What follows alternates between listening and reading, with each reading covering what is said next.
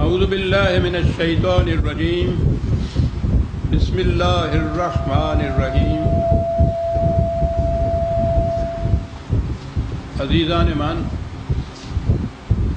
آج اگست 1983 کی 5 تاریخ ہے اور درس قرآن کریم کا آغاز سورہ الجمعہ کی آیت 9 سے ہو رہا ہے، 62/9۔ اس آیت کی تلاوت تو میں نے سابقہ درس میں کر دی تھی، لیکن اس کی تشریح آج کے درس پر ملتوی کر دی گئی تھی، کیونکہ میں نے کہا تھا کہ یہ بڑا اہم ایک بنیادی نقطہ ہے جس کی وضاحت کے لیے زیادہ وقت کی ضرورت ہے، اور وہی آج پیش ہوتا ہے۔ اصل یہ ہے کہ یہ آیتیں بلکہ قرآن کریم پورے کا پورا سمجھ میں نہیں آ سکتا تا وقت ہے کہ ہم مذہب اور دین کا فرق نہ سمجھ لیں۔ آج اسلام مذہب کی سطح پہ ہے اور یہ سارا کچھ دین کی چیزیں ہیں، تو وہ اس تصور کے اندر فٹ ان نہیں ہوتا۔ اس کے اپنے تصور تھے، اپنے نظریات ہیں، اپنا پروگرام ہے، اپنے احکام و قوانین ہیں جو اسی کے لیے ہیں جسے دین کہا جاتا ہے۔ مذہب کے اندر تو کھینچ تان کے کسی نہ کسی طرح سے لے آئے اور پھر ان کی تعویلیں ہوئیں، ان کے اپنے مقصد کے مطابق تفسیریں ہوئیں۔ یہ بنیادی غلطی یہی تھی کہ اس کو دین کی جگہ مذہب سمجھ لیا گیا۔ مذہب خدا اور بندے کے درمیان کسی قسم کے پرائیویٹ سے تعلق کا نام ہے جسے کوئی متعین نہیں کر سکتا کہ وہ ہوتا کیا ہے۔ تعلق باللہ الفاظ ہیں، چند اصطلاحات ہیں کہ وہ قائم ہو جاتا ہے۔ اس کے قائم ہونے کا ذریعہ پرستش، عبادت کا یہ ترجمہ ہوا پرستش، بندگی، بھکتی، ورشپ، ہر مذہب میں ہے یہ۔ ہر اہل مذہب اپنے اپنے طریقے پہ یہ کچھ کر لیتا ہے اور مطمئن ہو جاتا ہے کہ میں نے مذہب، ریلیجن، دھرم کا فریضہ ادا کر دی۔ اب اس کے لیے یہ کہ صاحب اس سے ہوتا کیا ہے، تو پھر ایک اور اصطلاح آ جاتی ہے کہ اس سے ثواب ہوتا ہے۔ تنہا نماز پڑھی تو اس کا کم ثواب ہوا، با جماعت پڑھی یعنی مسجد میں جا کے ہر شخص وہاں بھی اپنی اپنی نماز پڑھ رہا ہوتا ہے، وہ ایک صدر میں کھڑے ہو جاتے ہیں، ایک صف میں کھڑے ہو جاتے ہیں، وہ ایک امام ہوتا ہے۔ یہ کرتے ہیں کہ بھئی یہ با جماعت پڑھنے سے کیا ہوتا ہے کہ جی زیادہ ثواب ہوتا ہے، یہی کچھ کہتے ہیں نا۔ اس کے بعد یہ کہ جی پھر 8ویں دن ایک جمعے کی نماز ہوتی ہے، وہ بڑی باجماعت ہوتی ہے۔ بھئی اس میں شمولیت سے کیا ہوتا ہے کہ اس سے بھی زیادہ ثواب ہوتا ہے، اور ثواب نہ کوئی سمجھا سکتا ہے نہ بتا سکتا ہے کہ ہوتا کیا ہے، اپنے ذہنی چیز ہے یہ۔ وہ مطمئن ہو جاتا ہے یہ کہہ کے کہ یہ زیادہ ثواب ہو گیا مجھے۔ دین میں ہر عمل، ہر حکم، ہر قانون، بلکہ جتنے ارکان کہتے ہیں آپ دین کے، یہ نماز، روزہ، حج، زکوٰۃ جسے کہا جاتا ہے، یہ سارے اپنے نتائج اسی دنیا میں پہلے دکھاتے ہیں۔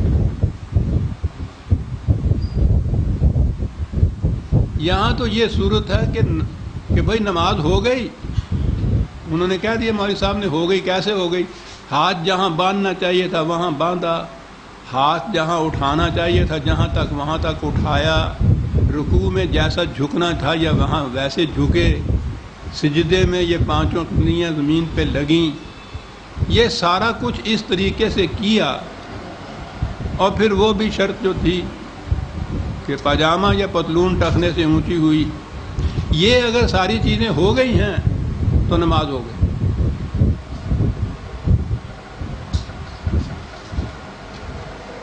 اس نے کہا تھا کہ نماز تو خیر لفظی عربی کا نہیں ہے، فارسی کا لفظ ہے، کہ صلاۃ سے معاشرے سے برائیاں اور بے حیائیاں ختم ہو جائیں گی۔ تو دین میں تو نماز اس وقت ہوگی جب یہ ہو جائے گا، تو اور یہ ایک محسوس چیز ہے، معلوم ہو جائے گا کہ ہوا ہے یا نہیں۔ نہیں ختم ہوئی تو نماز نہیں ہوئی، ہو گئی تو نماز ہو گئی۔ یہاں اس سے تعلق ہی نہیں ہے۔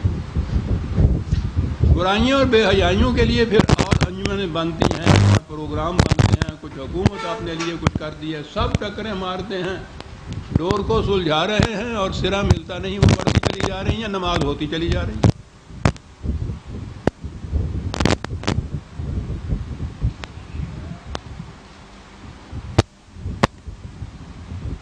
مذہب میں تصور انفرادی نجات کا ہے، میری بخشش ہو جائے، وہ ان چیزوں سے ہو جاتی ہے۔ جیسے وہ ثواب ہے نا، وہ زیادہ سے زیادہ ثواب اپنے ذہن کے اندر آتا جاتا ہے، اور اس کے بعد پھر بخشش، پھر اس کے بعد اس پہ بھی نہیں، وہ اللہ کے فضل پہ ہوتی ہے، حضور کی شفاعت پہ یہ ہوتی ہے۔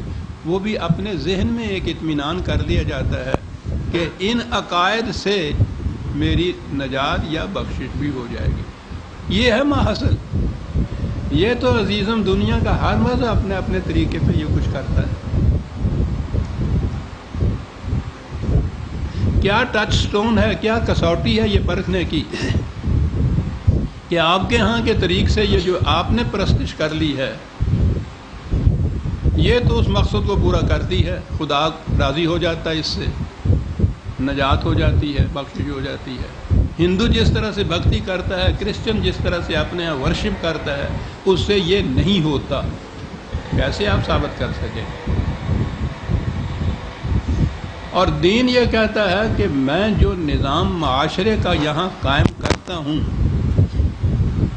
انسانیت کے لیے جو خوش آئند خوشگوار نتائج مرتب ہوتے ہیں عملاً، وہ کسی مذہب کی روح سے نہیں ہو سکتے، انسان کے کسی بنائے ہوئے نظام کی روح سے نہیں ہو سکتے۔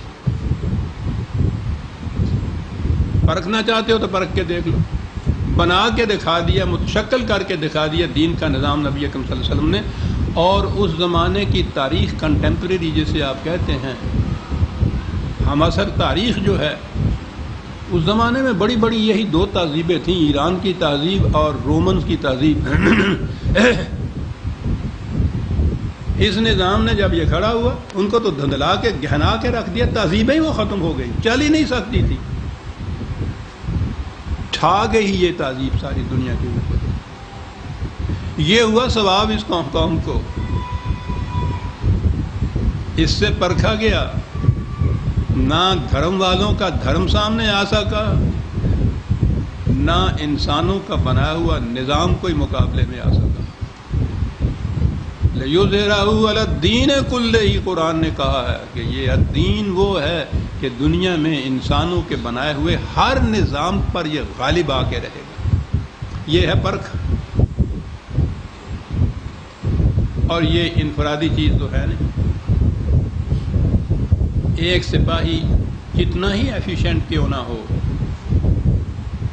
کتنے ہی صحیح وردی کیوں نہ پہن رکھی ہو، جتنے وہ آرمی کے رول ریگولیشن ہیں ایک سپاہی کے لیے وہ بجا لا رہا ہو، لیکن وہ گاؤں میں صبح اٹھ کے گلیوں میں اگر لیفٹ رائٹ کرتا پھرتا ہے، یہ تو مقصود نہیں ہے، نہ یہ کوئی نتیجہ پیدا کرتا، اسے تو آرمی کی صف میں کھڑا ہونا پڑے گا، وہ آرمی کا جز بنے گا، پھر اس کی یہ ایفیشنسی، صلاحیت اور قابلیت جو ہے وہ نتیجہ خیز ہوگی۔ تنہا یہ سارے سپاہی بھی اپنی اپنی جگہ اپنے اپنے گاؤں میں یہ کرتے پھریں گے، کوئی نتیجہ مرتب نہیں ہوگا۔ یہ مذہب ہے، وہ دین ہے۔ ہر سپاہی کا ایفیشنٹ ہونا بھی ضروری ہے، کیونکہ جب فوج اور فوج کا آپس میں تقابل ہوگا، مقابلہ ہوگا، تو وہ تو یہ جو افراد فوج ہیں، یعنی جن کو آپ سپاہی کہتے ہیں، وہ ان کے جوہر ذاتی، ان کی قابلیت، ان کی ایفیشنسی، ان کی صلاحیت